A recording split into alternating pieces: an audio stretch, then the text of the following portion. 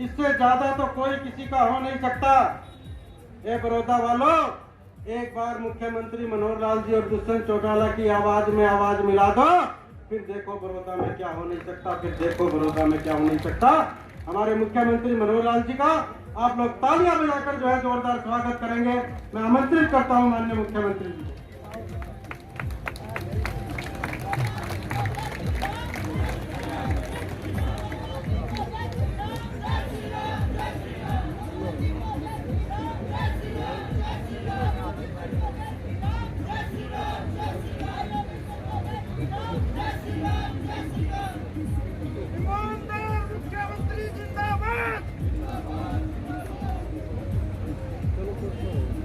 बड़ौदा विधानसभा की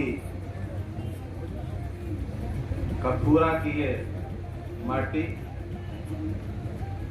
हम जिसको ये कह सकते हैं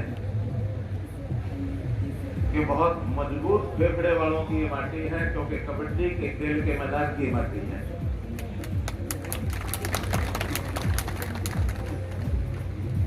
और जो कबड्डी का सांस भरना और पारा जीत के जाना, ये जिन खिलाड़ियों के जिम्मे हो तो उनमें दम भी बड़ा जोरदार होता है। रात का दम, कई मौके आएंगे। पहला मौका अभी देखता हूं कि आपकी आवाज, अगर योगेश्वर भाई को चंडीगढ़ पहुंचाना तो आवाज चंडीगढ़ तक पहुंचनी चाहिए।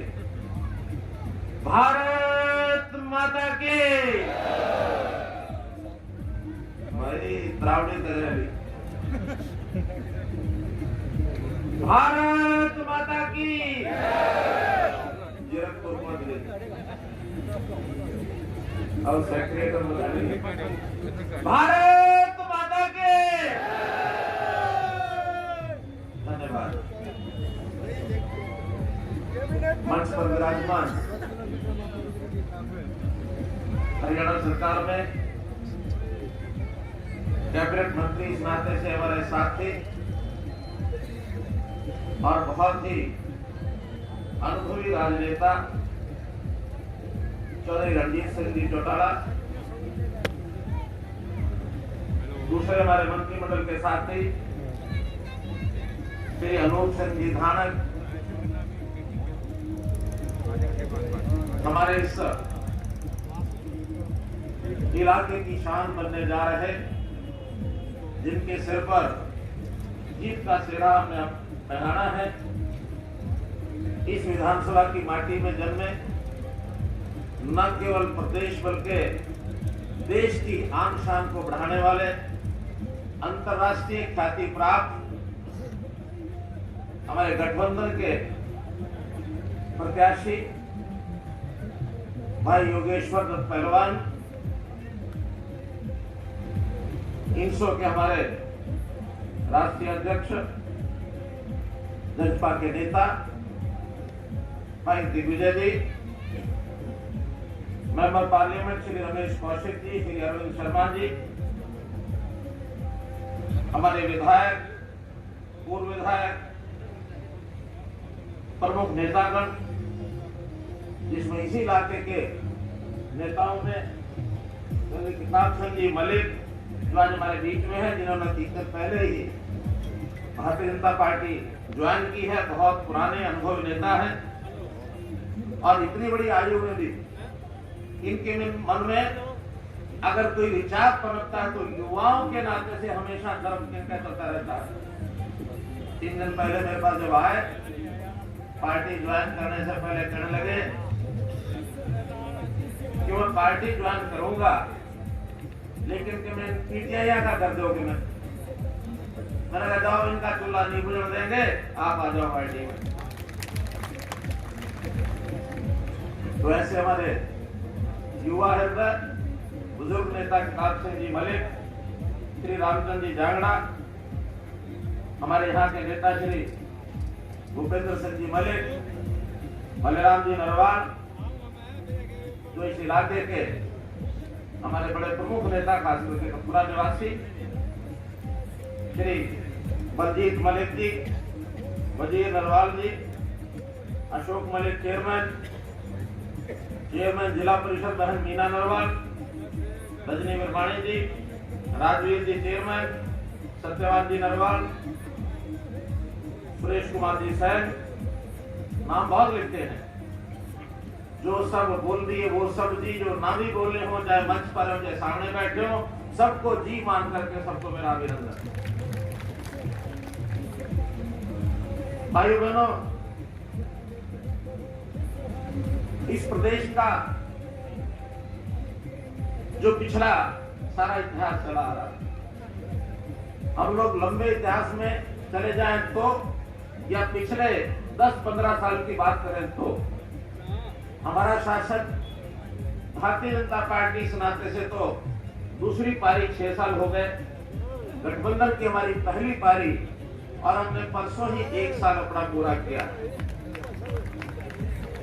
उस 1 साल के अवसर पर पूरा होने पर मैंने और हमारे deputy chief minister Shri Dushyant Chautala ji ने हिसार के अंदर एयरपोर्ट का जो हवाई पट्टी उसका भूमि पूजन करते हुए प्रेस कॉन्फ्रेंस की थी। साल भर का पूरा लेखा जोखा हमने बताया था। हम आपके बीच में पहले जब आए थे तो सरकार बनाने के लिए आपसे मत मांगने आए थे, लेकिन अब आए हैं तो हम अपनी सरकार की मजबूती के लिए एक विधायक अपने साथ जोड़ने के लिए, और हमने 1 साल में क्या किया उसका हिसाब भी देने आए हैं। क्योंकि यहां पर इससे पहले विधायक जिनको आपने चुना वो कांग्रेस पार्टी के विधायक थे, दुर्भाग्य से उनका देहांत हो गया, जिसके कारण से बाई इलेक्शन आया। 4 महीने पहले मैं यहां आया था, कुछ गांव में गया था और मैंने बात कही थी कि ठीक है दुर्भाग्यपूर्ण स्थिति है, विधायक चले गए हैं, लेकिन अगर ऐसी स्थिति किसी विधानसभा में बने तो मैं क्योंकि लीडर ऑफ द हाउस हूं, आप ये मत मानना कि हमारा विधायक कोई नहीं है। जब तक नया विधायक आप नहीं चुनते तब तक मैं आपका विधायक रहूंगा, और मैंने ये घोषणा की। और उसके बाद हर गांव के सरपंचों से, दोनों पार्टियों के हमारे नेताओं से, सामान्य लोगों से मीटिंग कर करके उन्होंने पूछा कि आपके इलाके में किस चीज की जरूरत है, क्या आपकी समस्या है, क्या आपकी मांग है। और मुझे बताते हुए बड़ा हर्ष हो रहा है कि इन 4 महीने में जो बताया वो सारे काम हमने करवाए हैं। सरपंचों को जितना पैसा भेजना चाहिए था वो भेजा है। आचार संहिता के नाते कुछ पैसा रुक गया, काम शायद नहीं करवा पा रहे होंगे, लेकिन जब पैसा आ गया है तो 11 तारीख के बाद सब अपना काम भी कराएंगे। चाहे यहाँ बिजली के काम थे, पीने के पानी के लिए कई ट्यूबवेल लगवाए, नहर के पानी के लिए जहां नहरी व्यवस्था कमजोर थी वहां भी उनको पानी सिंचाई के लिए भिजवाया, ड्रेन नंबर 8 में पानी करवाया। जितने भी विषय बताए गए वो सारे काम, गली नाली सड़कों के लिए करोड़ों रुपए सरपंचों के खातों में भेजे। इन 4 महीने में 165 करोड़ रुपए ये हमने भेजा है विकास के काम के लिए। इससे पहले जो 6 साल में आया है वो सैकड़ों करोड़ का अलग है, लेकिन मैं केवल 4 महीने की बात बता रहा हूँ। तो मित्रों, एक बात का भरोसा आपको दिलाने आया हूँ कि जो कहते हैं वो जरूर करते हैं,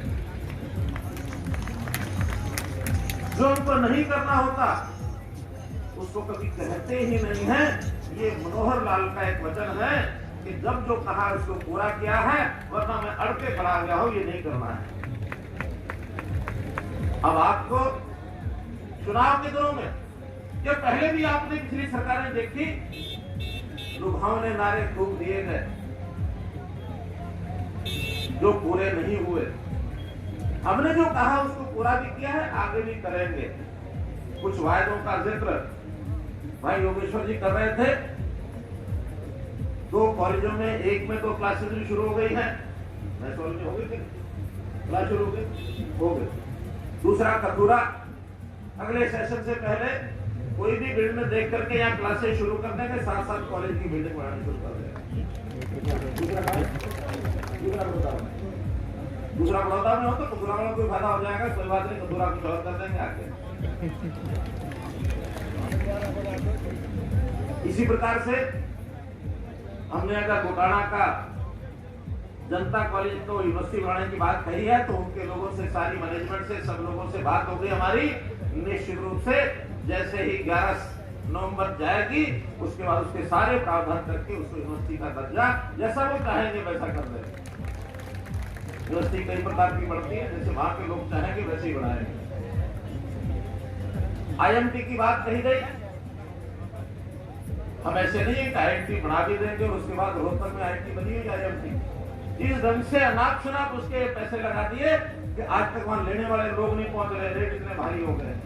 हमने कहा नहीं, हम जो उद्योग लगने वाला है उसकी मंशा के हिसाब से और किसानों की मंशा के हिसाब से, जिन्होंने रोजगार लेना है, किस तरह का रोजगार लेना है, उनकी मंशा के हिसाब से तीनों का तालमेल बैठा करके और इस बड़ौदा विधानसभा में जहां हमको 1000 एकड़ जमीन मिलेगी वहीं IMT बढ़ाने का वायदा हमारा पक्का है। हैफेड की चावल की मिल, ये भी हमने हैफेड से क्लियर करा लिया है।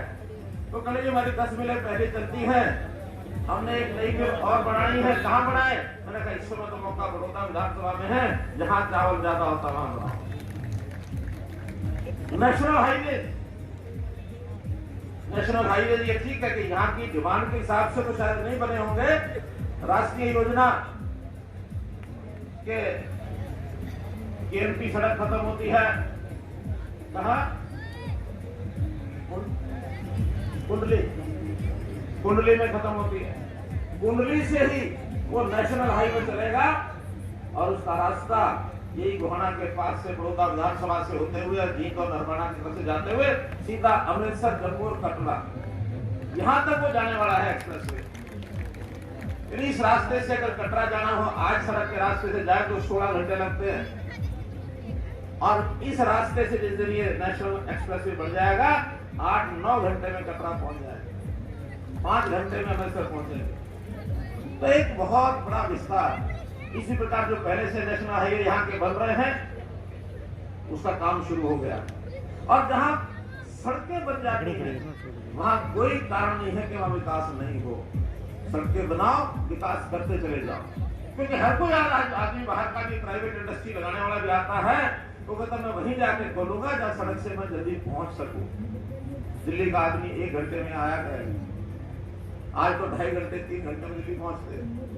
अगर दिल्ली से धारुड़ा बाबल पहुंचने के 1.5 घंटे में वहां इतनी इंडस्ट्री लग सकती है, तो फिर कुंडली से यहाँ आते हुए अगर आधे पौने घंटे में पहुंच जाएगा तो इंडस्ट्री क्यों नहीं आएगी? आएगी, कुछ सरकार लगाएगी, कुछ अपने आप आएगी। मित्रों, काम करने के नाते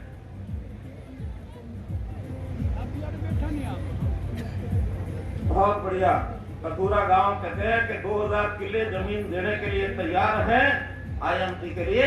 मैं अगर 2000 एकड़ कटूरा देने के लिए तैयार है तो निश्चित रूप से कटूरा कोई कभी का कोई दिक्कत नहीं, कोई दिक्कत नहीं। कटूरा की समस्याएं भी मुझे बताई गई। यहाँ का किसान कितना परेशान है। वर्षा आती है, बहुत सा इलाका ऐसा है जब पानी भर जाता है। हर खबर और नई वीडियोस देखने के लिए फेसबुक पर लाइक, इंस्टा पर फॉलो और यूट्यूब पर करें सब्सक्राइब।